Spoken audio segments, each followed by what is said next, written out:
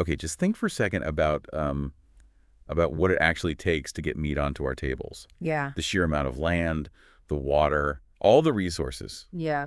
It feels like a system that's really, really strained, doesn't it? It absolutely does. And, there are growing ethical questions for a lot of people, too. Which sort of begs the question, Yeah. is there maybe a better way? Well, there's definitely a pressing need to look at alternatives. The environmental impact of traditional farming is huge. Right. And then you have potential health issues, the ethics, like you said.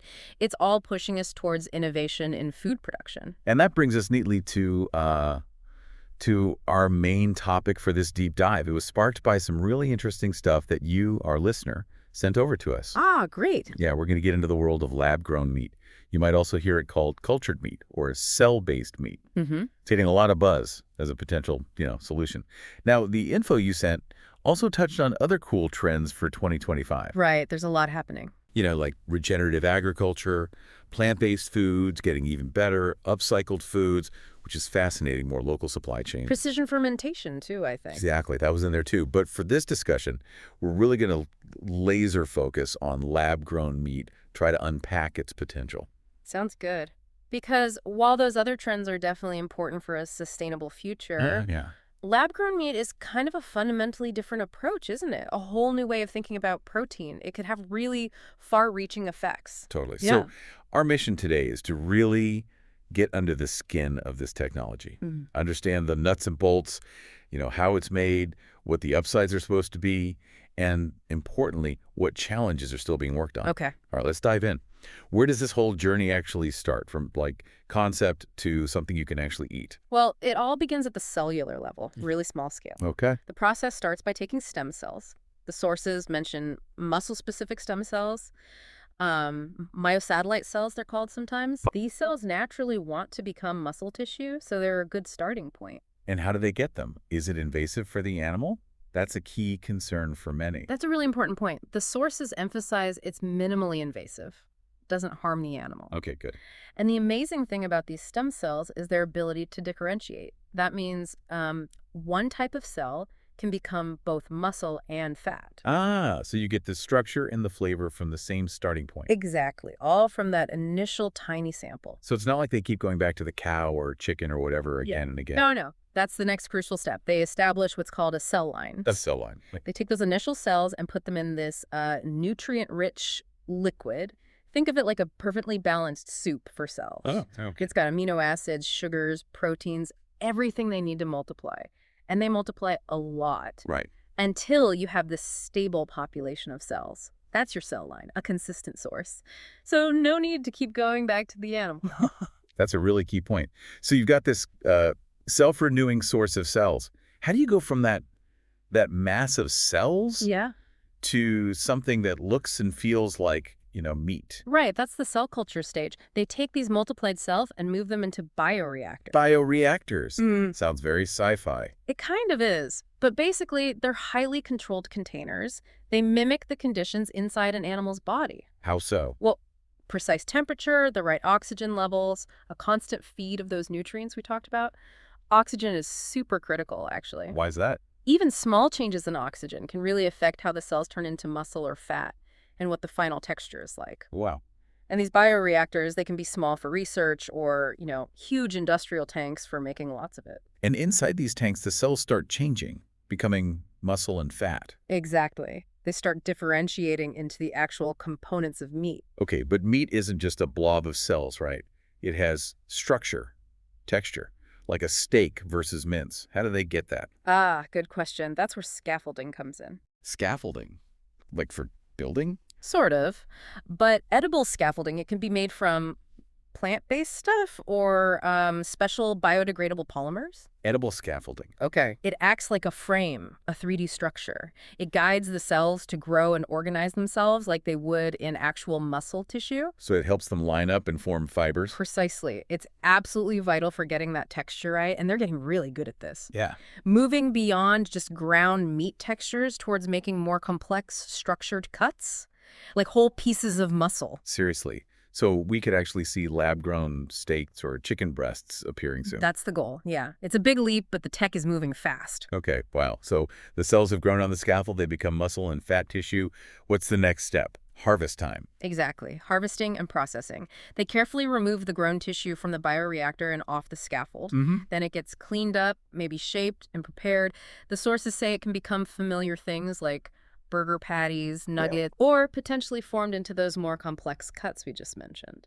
And then presumably you just cook it like normal meat. Pretty much, yeah. That's one of the big selling points. You can grill it, fry it, put it in stews, whatever you'd normally do. All right. Plus, there's this potential to even customize it nutritionally. How do you mean? Like maybe design meat with less unhealthy fat or boost it with extra vitamins or something. Huh. Interesting.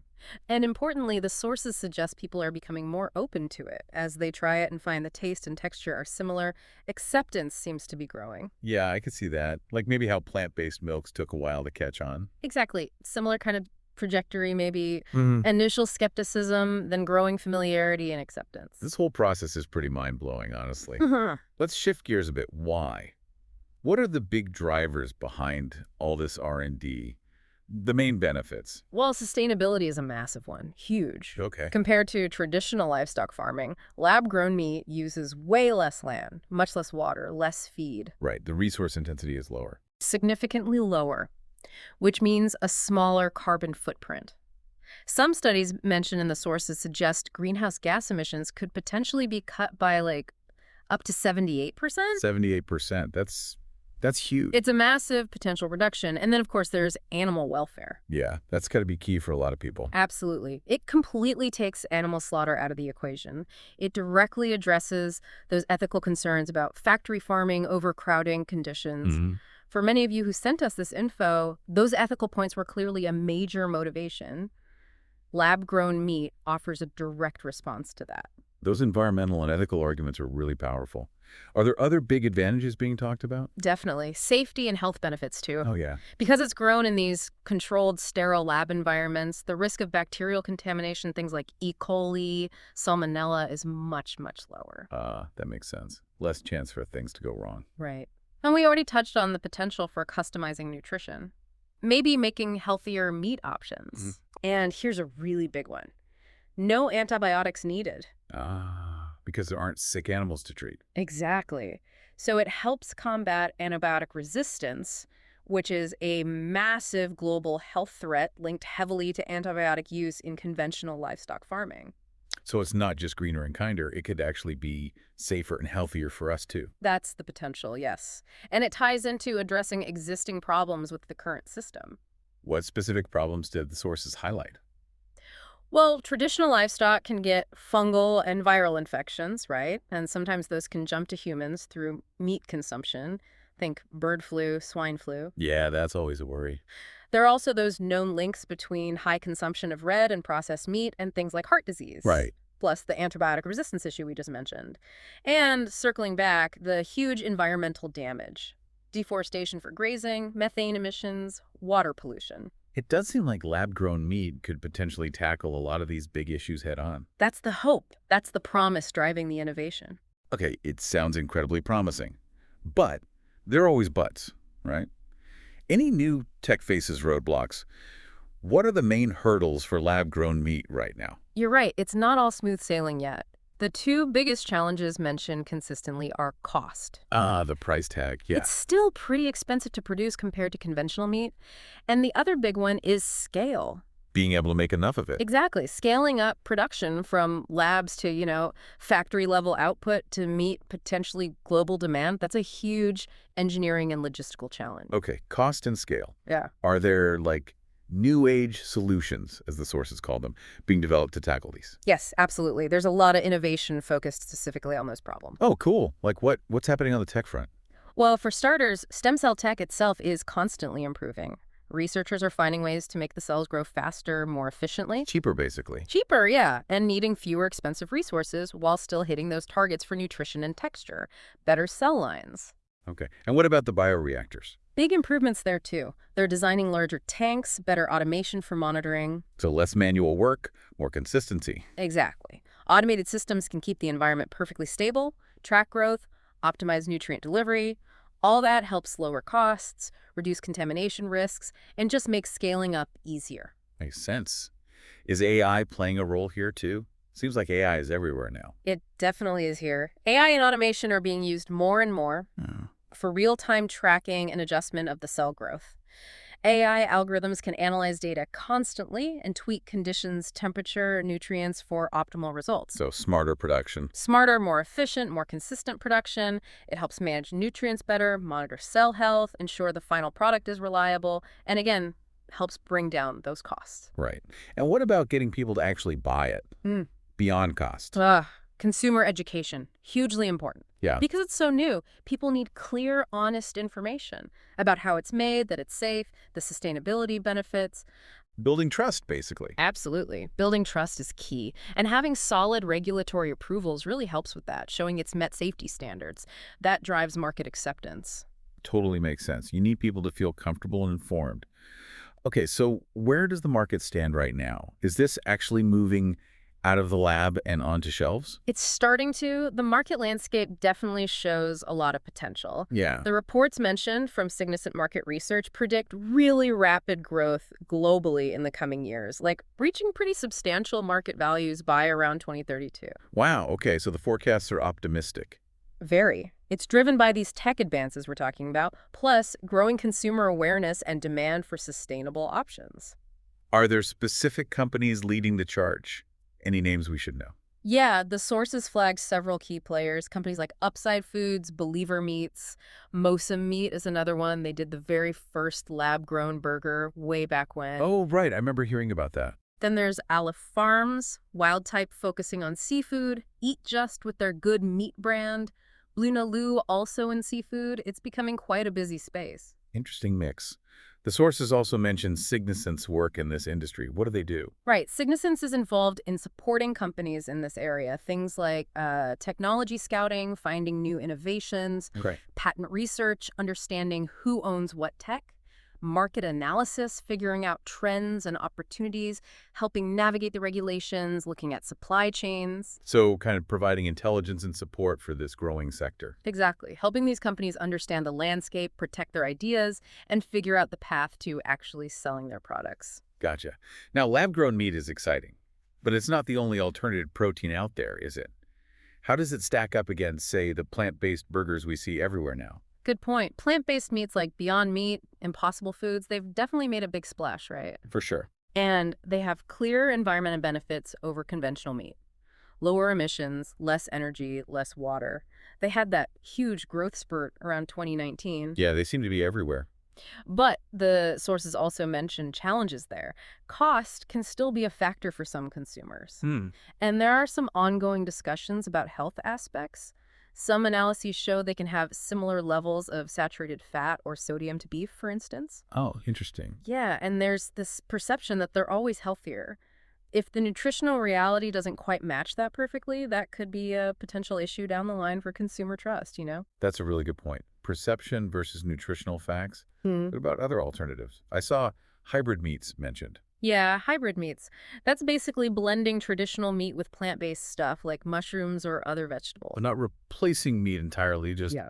reducing it. Exactly. Companies like Applegate, Rebel Meat are doing this. It's seen as maybe a less radical step for people wanting to cut down on meat but keep familiar tastes. And a more practical first step for some. Okay. And then the really different one, insect protein. Yeah. Definitely different from many Western palates. But insect protein is another low-impact option gaining traction. Low impact how? Well, insects like crickets need way less feed, water, and land than cattle, for example. Very efficient. Right. There are startups like Small Giants and Jiminy's making insect-based snacks and foods, especially in Europe. And with EU approval expected to widen, we might see more of it. Who's eating insects? Interestingly, data suggests younger generations, millennials and Gen Z, seem more open to trying it, and the market forecast for insect protein is actually pretty significant. Wow. Okay, so lots of different paths forward for protein. But bringing it back to lab-grown meat, what's the big takeaway message here? I think the core message is that lab-grown meat represents a potential paradigm shift, a really fundamental change in protein production. Through this process of cellular agriculture, it aims to directly tackle some of the biggest problems we face with traditional meat: the environmental damage, the ethical issues, the health concerns. And even though there are still big hurdles scaling up, Right, those are definitely still hurdles. the momentum feels real. The research, the investment, the technology seems to be pushing forward pretty fast. Exactly. The continuous research, the tech breakthroughs, growing consumer interest, it's all building momentum. Lab-grown meat genuinely has a potential to transform our global food system, make it cleaner, safer, more sustainable. Well, this has been absolutely fascinating, really diving deep into how this works and what it could mean. It's Mm. kind of wild to think about growing meat in a lab. It really is. We've covered the intricate production process, the powerful arguments around sustainability and ethics, potential health upsides, and yeah, the challenge is still ahead. Definitely. And it leaves you wondering, with tech like cell biology and these bioreactors advancing so quickly, what other maybe currently unimaginable food production methods might become real in the next few decades? That's a great question. Yeah, and how could all these different innovations together totally reshape how we think about food and our impact on the planet? Something to chew on, right? Definitely something to think about. We hope you, our listener, keep exploring this space. It's changing so fast, and the implications for our future are potentially enormous.